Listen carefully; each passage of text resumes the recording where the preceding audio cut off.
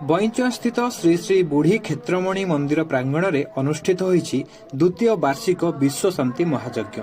चलित फाल्गुन मास शुक्ल पक्ष तथा मार्च 3 तारिख ठारू 9 तारिख पर्यंत एही महायज्ञ आयोजित होईछि।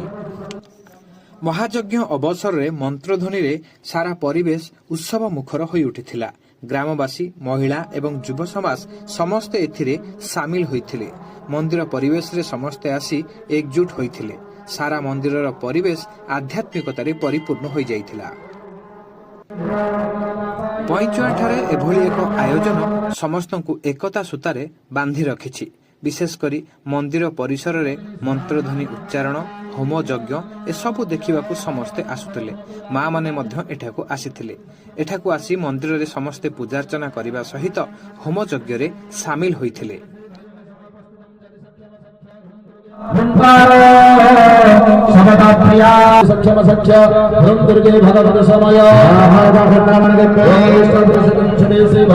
जय जगन्नाथ, जय माँ बुढ़ी क्षेत्रमणि, माँ भगवती बुढ़ी ठाकुराणी अपार करुणारू आज ये यज्ञटी द्वितीय वर्ष में पहुंची। मुझे गाँव पुरोहित, मो ना है प्रशांत कुमार नंद। ए गाँव पुरोहित सहित मो घर ये जहाँ भगवती अपार करुणारू समस्त ग्रामवासी मिलमिशी आम आज एकत्रित होइचे। भगवती पाखे यज्ञटी आज आम करुचे। ये यज्ञर बर्तमान आज हूँ पूर्णाहुति दिवस। अल्प समय माँ पूर्णाहुति कर बहु पिला बहु माँ मान समस्त साहाय्य सहयोग ये यज्ञटी आज परिपूर्ण होगा जाऊँगी। माँ भगवती अपार करुणा यहीपरि समस्त थाऊ। ग्रामवासी सुख शांति जीवन करेंगे। जीवन यापन करने सहित समस्ते सुस्थ सबल रहतु। पृथ्वी शस्य श्यामल रहू। गोमाता रक्षा हो, गो ब्राह्मण रक्षा हो, उन्नति हो देशर समस्त मंगल कल्याण। भगवती पाखे एति प्रार्थना। माँ भगवती समस्त घटगुड़ी रखी था। बोलानंद गवार हरि।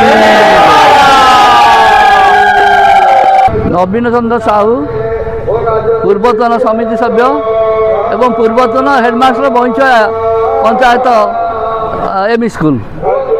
ये कार्यक्रम जे एबे होनी ता नुह। ये 2000 मसीहा जो हाट प्रतिष्ठा है परवर्ती समय आमर मंदिर प्रतिष्ठा कराइला बुढ़ी क्षेत्रमणि जहाँकि आमर ग्राम्य देवती। एवं तापर आम यज्ञ प्रति वर्ष प्राय होता कि मझे 2-3 वर्ष बंद होता।